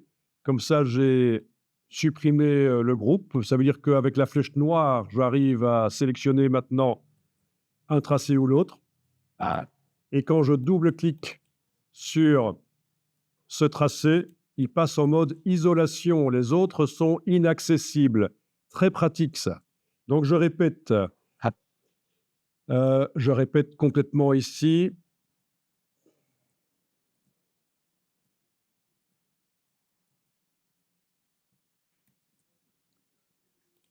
Donc, j'essaye de modifier le bas de la queue du chien que j'ai été scindé au ciseau tout à l'heure. Je prends la flèche blanche plus, je clique à côté, je clique sur la queue. Et le problème, c'est que si je viens après avec l'outil largeur pour essayer de modifier le bas de la queue, vous voyez, c'est ce tracé-là qui se sélectionne, qui n'a rien à voir. C'est la cuisse du chien. Donc, ça ne va pas. J'arrive pas à utiliser l'outil largeur sur la queue. Donc, ce que je fais, je sélectionne avec la flèche noire le chien. Il est là, on le voit. OK, c'est un groupe avec tous les tracés à l'intérieur. Je vais dissocier, objet dissocié. Donc, il n'y aura plus de groupe. Voilà, tous les tracés sont en dehors du groupe. OK, donc ça veut dire que maintenant, avec la flèche noire, je peux, en cliquant à côté, aller activer la queue ou n'importe quel autre tracé. Et si je double-clique sur la queue, le reste apparaît grisé, c'est inaccessible maintenant. Je travaille que sur cet objet. C'est ce qu'on appelle le mode isolation. Et là au-dessus, vous avez ce qu'on appelle un fil d'Ariane ou un breadcrumb. Et pour sortir du mode isolation, quand j'aurai fini de travailler, il faudra cliquer sur la flèche là. Voilà. Mais donc, ça, c'est possible parce que dans les préférences générales, vous avez ceci qui est coché, cliquez 2 fois pour isoler. Et ça, on n'en a pas encore parlé parce que c'est une erreur de débutant, en fait, et ça ne vous est pas arrivé, mais c'est une erreur qui arrive souvent aux débutants. Ils double-cliquent sur un objet, mais sans le vouloir, hein, et ils passent en mode isolation sur cet objet et ils se demandent pourquoi ils n'arrivent plus à travailler sur le reste de l'illustration. Et comment est-ce qu'on sort de là? Mais c'est ça, c'est le mode isolation. Et donc, j'espère, je n'ai pas testé, mais j'espère qu'ici, en double-cliquant sur la queue, en l'ayant passé en mode isolation, je vais maintenant pouvoir prendre l'outil largeur et aller cliquer là. Oui, ça marche. Ça marche. L'outil largeur, ça marche. oh, c'est bon, le truc entre les trucs, il y a inactivé là-dessus. Quand on double-clique, ça désactive cette option, tu dis? Hein? Quand on double-clique où? Voilà, pas me pas. Dans le vide. Ah oui. Voilà. Voyez l'idée, c'est de pouvoir moduler avec l'outil largeur les épaisseurs pour que la base de la queue soit moins épais. Voilà. Que le panache là.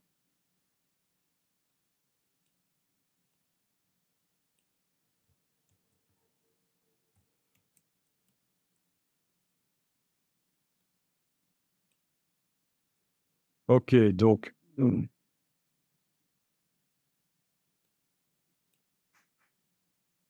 bah, utile, hein, pour les illustrations.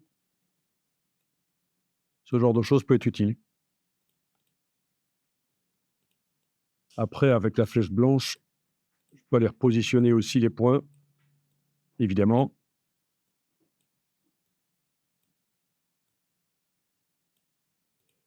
OK, je sors du mode isolation et voilà.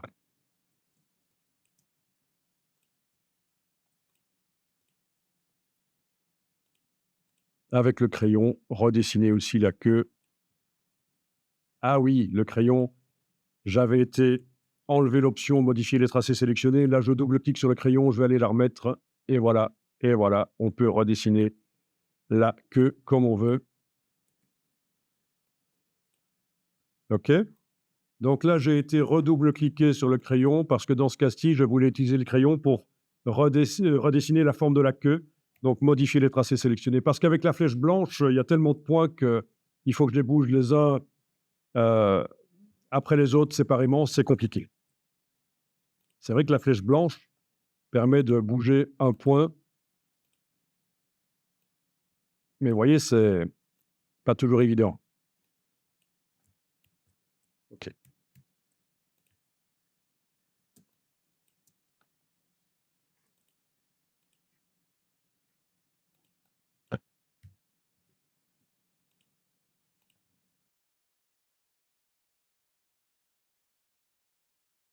Vous avez peut-être pas eu l'occasion de tester, mais les broches de motifs, il y en a dans Illustrator, d'autres, on n'est pas allé en chercher sur le web, mais en bas à gauche de la palette des formes, vous avez une bordure. Voilà, bordure, c'est les broches de motifs. En bas à gauche de la palette des formes, dans la bibliothèque, là, vous avez bordure, bordure cadre. Voilà, vous voyez, c'est des brushes de motifs et voilà ce que ça donne. Pour bien voir ce que ça donne, soit je dois regarder sur la fenêtre d'à côté, soit je dois enlever l'affichage ici du contour de sélection. Voilà. Elles sont là. OK. Donc ça peut être sympa. C'est pas prévu normalement pour mettre sur des traits ouverts, c'est plutôt pour des traits fermés, mais bon, pourquoi pas. Ah, il y en a encore plein là. Bordure décoratif. Donc là, juste avant, on était à bordure cadre, oui. Ici, bordure décoratif, voilà. Ça pas génial, ce genre de choses, ça peut être très bien. Ça peut être très bien, ce genre de choses. Voilà, regardez ça, c'est pour faire des choses complexes. Non, ce qu'il faut savoir, c'est qu'il y en a plein sur le web. On l'a vu, je vous ai montré comment les trouver.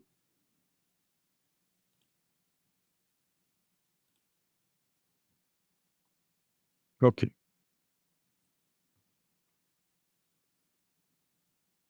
On verra s'il y en a une qui vous convient et qu'elle vous convient au niveau des formes, mais pas les couleurs. Ben, c'est facile de changer. Testez, allez-y, testez.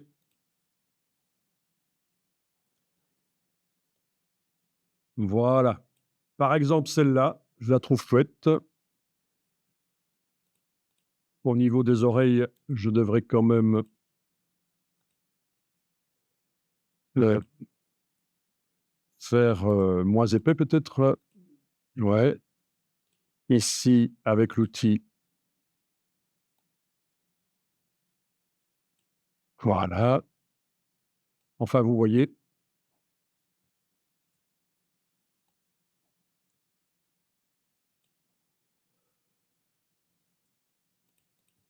Ça va? Vous en avez appliqué une sur une copie du chien éventuellement? Comme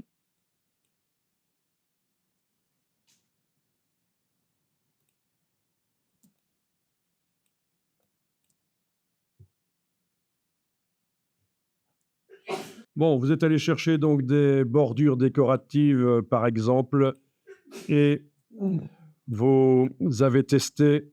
Il y a aussi bordure ethnique. Voilà. Ah, c'est pas mal tout ça, hein.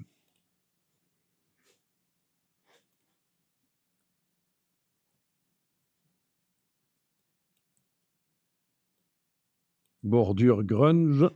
Tout ça fait partie des non, bordure fantaisie, voilà. Ouais, il y en a quand même, quelques dizaines, hein.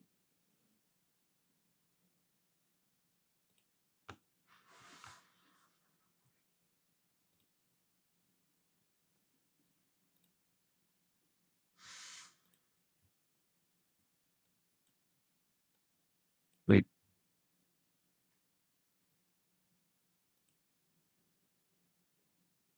Bordure géométrique.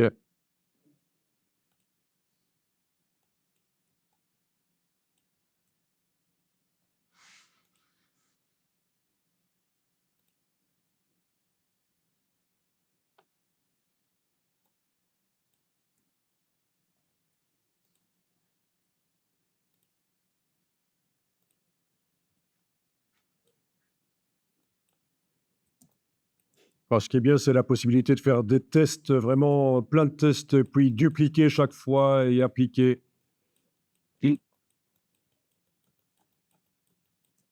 بس اليافعة système.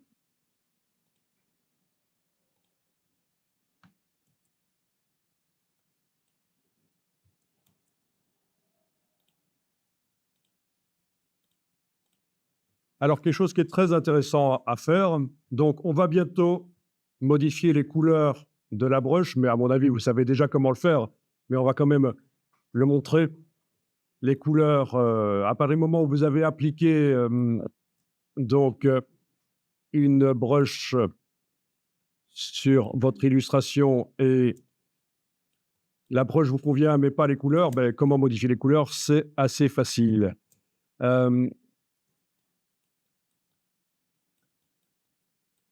Mais ce qui est intéressant et que je vais montrer avant, c'est ceci. Dans les réglages généraux, mettre à l'échelle les contours et les effets et décocher, chez moi en tout cas. Je trouve que cette version-ci, avec cette broche de motif, cette bordure, c'est pas mal, mais je voudrais tester, tiens, si je la faisais plus ou moins épaisse,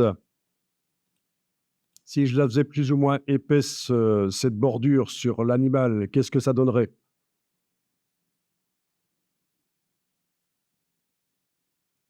Alors, on a la possibilité d'aller, et c'est peut-être le truc le plus simple, aller dans la palette des formes, modifier la taille. J'allais vous montrer quelque chose que je vous montrerai plus tard, en fait. Déjà, j'essaye de repérer dans la palette des formes du document, parmi toutes les brushes que j'ai utilisées, où est-ce que est celle que je vois là? Elle est là, c'est celle qui est encadrée. J'ai pas besoin que quoi que ce soit, ça soit sélectionné. Je peux cliquer à côté et je vais aller modifier ici. Et alors, on va aller modifier l'épaisseur avec la case aperçu cochée. Voilà. Voilà. Donc, c'est vrai que c'est la méthode la plus simple pour tester.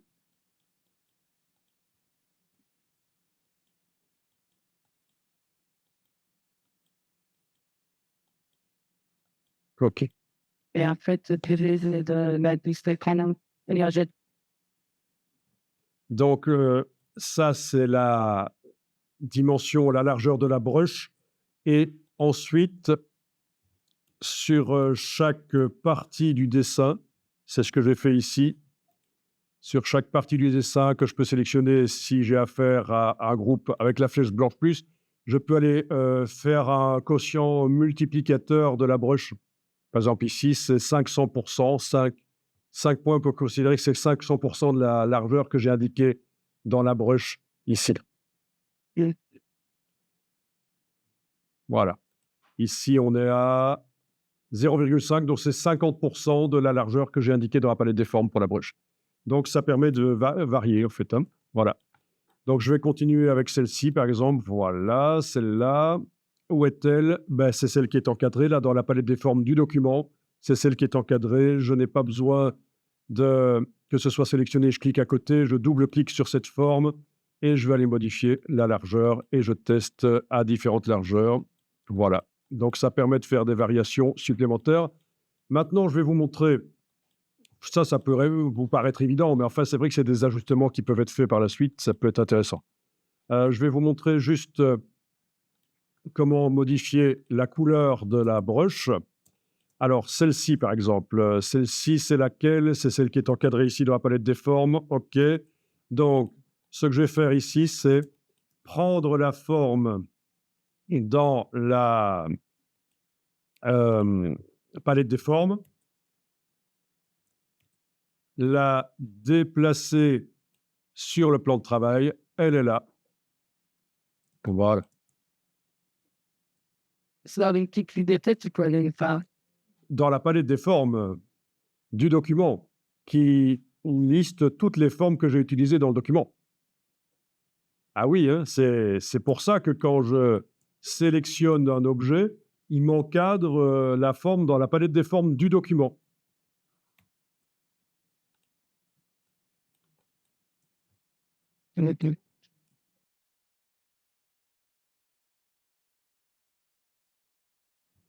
Voilà, alors voyons ça. Avec la flèche noire, ça sélectionne tout. Avec la flèche blanche plus, je clique à côté, ça me permet de sélectionner une forme ou l'autre.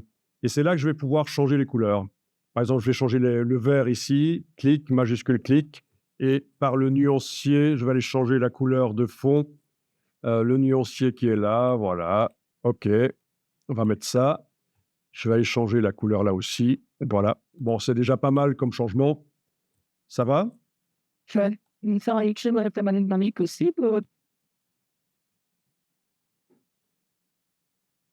Donc, perché voilà, je vais amener cette partie-là sur, le motif original, c'est-à-dire, il est où en fait? C'est lequel? C'est celui-là, oui, oui, oui, c'est celui-là. C'est un peu compliqué quand il y en a plein comme ça. Donc je vais amener cette partie-là que je sélectionne avec la flèche, blanche plus, hein. Ceux-ci, ce sont des coins en fait, hein. Vous voyez, hein? Parce qu'on a des coins hai qui font partie de la brush de motif et puis il y a ce qui se met sur les lignes.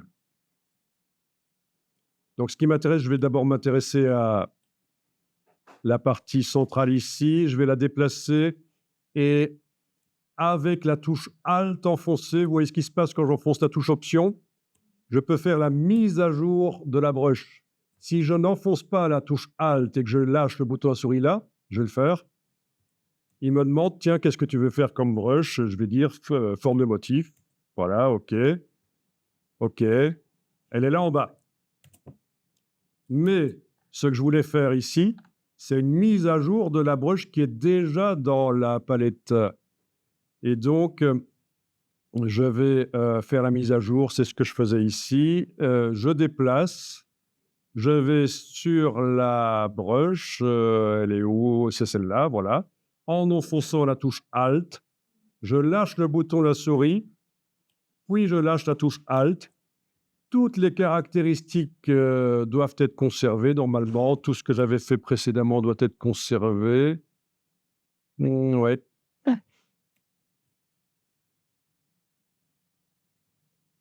OK. Appliquer au contour et donc le chien là, a été mis à jour. me Ben oui, puisqu'il utilisait cette brush que je viens de mettre à jour. Ah, c'est pas génial ça? Là, on a modifié les couleurs, j'aurais pu modifier les formes aussi, les arrondir, ajouter des choses, et cetera. Donc tout est possible, hein. Oui. Si on commence à délirer, je vais ajouter par exemple un point blanc à cet endroit-là. Voilà. Je vais le dupliquer comme ça. Vous connaissez le système pour dupliquer? Je vous montre, parce que peut-être que vous ne connaissez pas, même si c'est l'illustrateur basique. Je prends l'outil ellipse, je vais tracer un point, un cercle ici avec la touche Shift et Alt, hein. Alt, c'est juste pour qu'il se trace, par le centre, là où j'ai commencé, hein. Là, avec la touche Alt, la touche Option, là, sans la touche Alt, hein. Avec la touche Alt, le cercle se trace par son centre. Touche Shift, c'est pour qu'il soit bien circulaire, sinon j'ai une ellipse. Voilà. On va dire que je vais faire comme ça. Je vais lui mettre une couleur de fond, bah, blanche, par exemple. Voilà. Avec la flèche noire, je vais le déplacer en enfonçant la touche Alt. Voilà, c'est une copie. Et si je veux refaire le même déplacement, c'est commande D. Voilà, commande D. Évidemment, ici, j'aurais pu faire mieux, il y a d'autres méthodes. Ça n'est pas tout à fait centré par rapport à la barre. Non, il y a d'autres méthodes, hein. Ça, c'est une des méthodes pour faire des répétitions.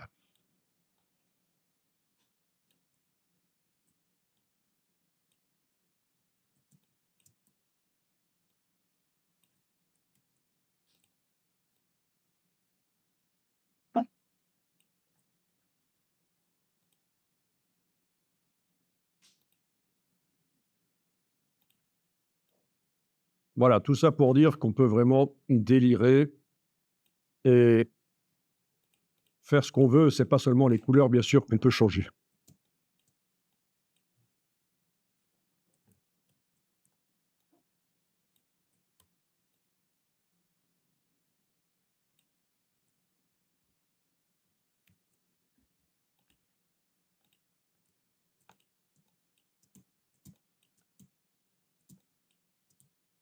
Les possibilités sont tellement grandes avec Illustrator, c'est la folie. Bah,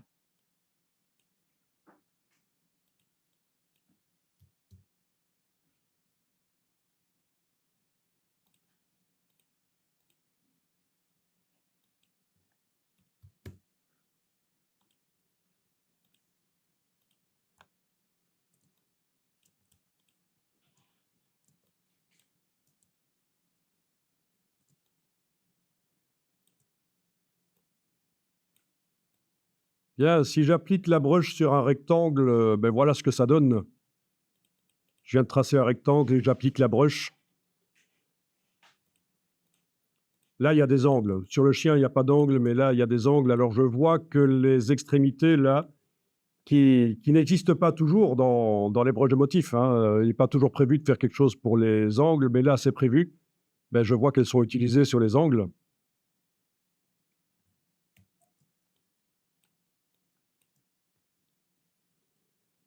Voilà, et ben, je vais pouvoir mettre à jour éventuellement les angles si je veux dans cette brush. Donc, elle est là. Je vais sélectionner ça, par exemple, avec la touche Shift. Je vais aller indiquer que je mets du gris. C'est juste un choix, voilà. Ces parties-là, clic, majuscule, clic, je vais aller mettre du rouge, voilà. OK, ça, c'est les angles. Donc, l'angle là, je vais aller l'amener là-dessus en enfonçant la touche Alt. Voilà. Il est mis à jour. On voit que la brush va être mise à jour. Pour les angles intérieurs, il faudra que je fasse la mise à jour aussi. Vous voyez, on a deux types d'angles là, les angles extérieurs et les angles intérieurs. OK, appliquer au contour, voilà. Alors, qu'est-ce que ça dit au niveau de mon chien, on ne le voit pas trop puisqu'il n'y a pas d'angle. Par contre, au niveau du cadre, on voit que ça a été mis à jour. OK.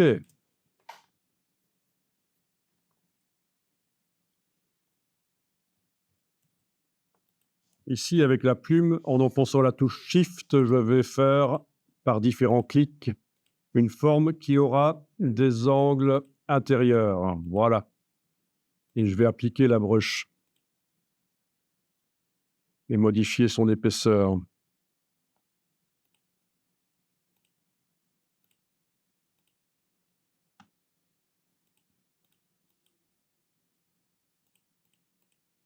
D'accord?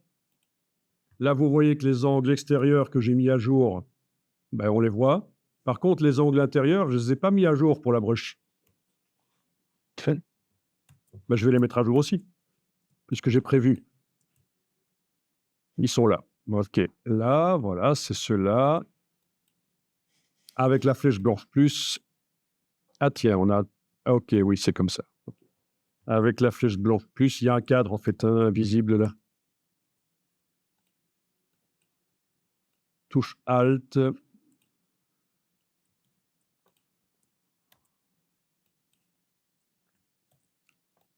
Touche Alt pendant que je fais la mise à jour ici.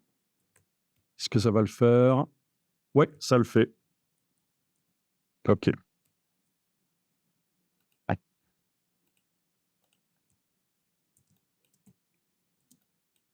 Et donc voilà, c'est bon. Comme changer de couleur. Oui, on peut tout changer. Je peux mettre une fleur à la place. Hein. Oui, regardez, je prends une ellipse. Je fais objet, tracé, ajout de point d'ancrage. Connaissez ça? Objet, tracé, ajout de point d'ancrage. Je vais... j'en ai mis trop, j'annule. Voilà, ça c'est suffisant. Je vais dans Effet, Distorsion, Contraction et Dilatation. Je modifie ça. En fait, il faudrait que je lui mette une couleur parce qu'on ne voit pas. s'il n'y a pas de couleur. OK. Ah, j'avais appliqué l'effet. OK, il est là. Voilà, ce genre de choses, ça peut être sympa. OK. Ça doit avoir, est-ce que ça doit avoir la même taille? Oui, ça devrait normalement avoir la même taille quand même. Non, ça marche. C'est mis à même si c'est beaucoup plus grand que le coin d'origine là, c'est mis à échelle. Donc je déplace en enfonçant la touche Alt, je mets à jour ici les coins intérieurs. Voilà. Ah si, il faut qu'elle ait la même taille, hein. Ça ne marche pas. OK, on va le faire à la bonne taille.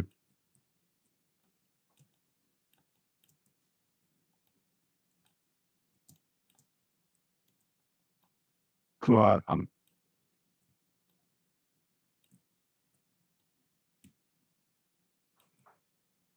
OK.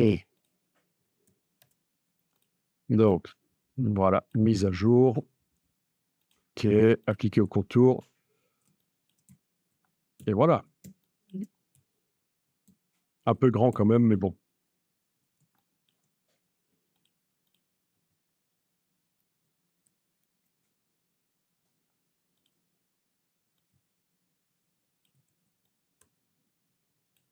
En fait, c'est des stands de pistolets avec une sur de français et Greyhound Penta, Voilà. comme l'image where you made it. Et puis, Bon ben voilà, tout ça ouvre plein de possibilités, hein. Les formes de motifs, au niveau créatif, utiliser celles d'Illustrator, les modifier, plus toutes celles qui sont sur le web et que vous avez la possibilité d'aller, chercher. C'est assez dingue. Après, chaque, site web va proposer les choses de manière différente, c'est un peu comme les brushes artistiques, hein. Soit, c'est des palettes, les brushes sont déjà dans une palette, soit il faut les y mettre, c'est pas évident. C'est pas normalisé, évidemment. Chaque, site va proposer les choses de manière différente.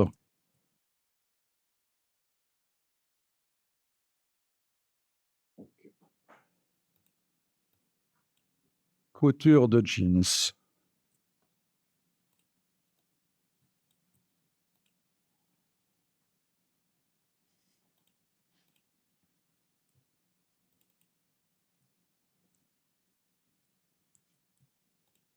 C'est fait avec des images, en fait, ça.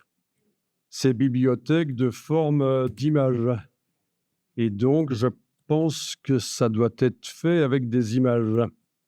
Raison pour laquelle tu as des difficultés pour modifier la couleur. On va voir ça.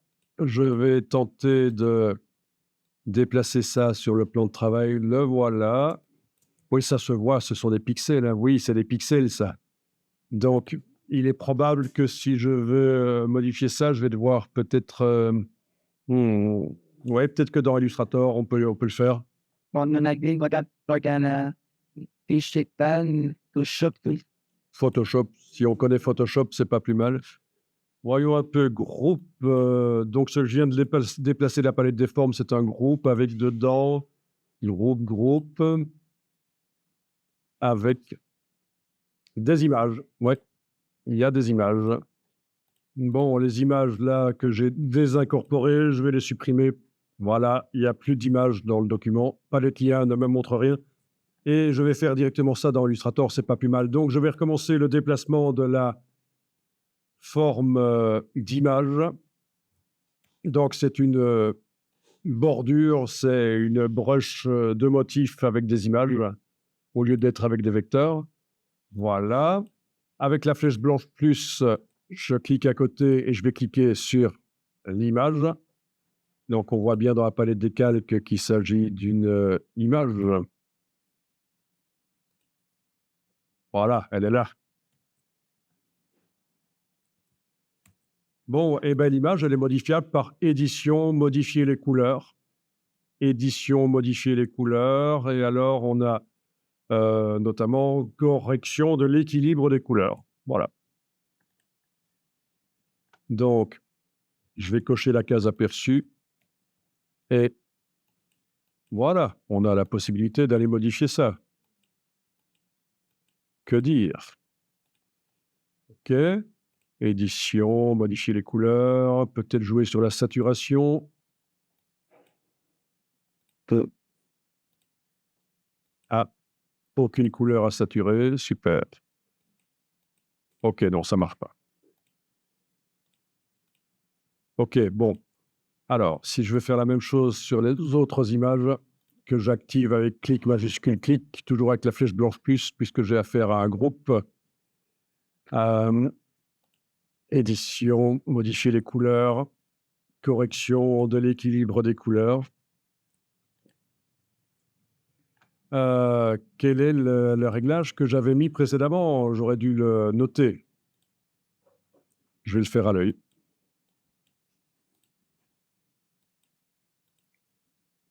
Et il y en a une qui n'est pas sélectionnée, ah, tiens. Bizarre. OK, on va dire ça. Pourquoi est-ce qu'il ne l'a pas voulu sur celle-là?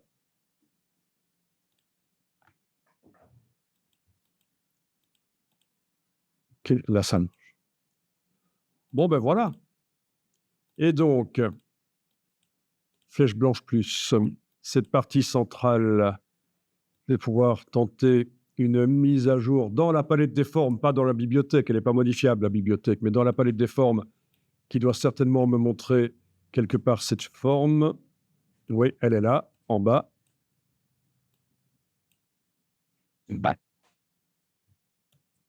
Alors, mon Illustrator commence à devenir lent. C'est un programme très gourmand, hein. Avant, il y a 10 ou 20 ans, on disait, dans une entreprise, on met Illustrator sur les machines les moins puissantes et Photoshop sur les machines les plus puissantes. Maintenant, c'est tout à fait faux. Ça bouffe autant de ressources informatiques que Photoshop. Et donc, voilà. Donc ici, avec la touche Alt, j'ai déplacé pour faire la mise à jour de ça et ça a l'air de fonctionner. Il faut absolument aller chercher le can sur le file Excel. C'est la même chose qu'avant. J'ai déplacé la forme de la bibliothèque vers le plan de travail et je l'ai modifié, mais la différence, c'est que là, je l'ai modifié avec des outils modificateurs d'image D'accord. parce que ce n'est pas des vecteurs. C'est pas de... Bon, OK. Et là, apparemment, il a fait la mise à jour aussi de... D'accord. Je pense qu'en fait, c'est la même image qui est montrée avec des masques d'écrêtage, mais c'est la même image. Le fait d'avoir modifié ne fût-ce que l'image du centre, là, dans ce cas-ci, ça m'a mis aussi à jour ça. C'est parce qu'en fait, il s'agit d'un masque certainement d'écrêtage.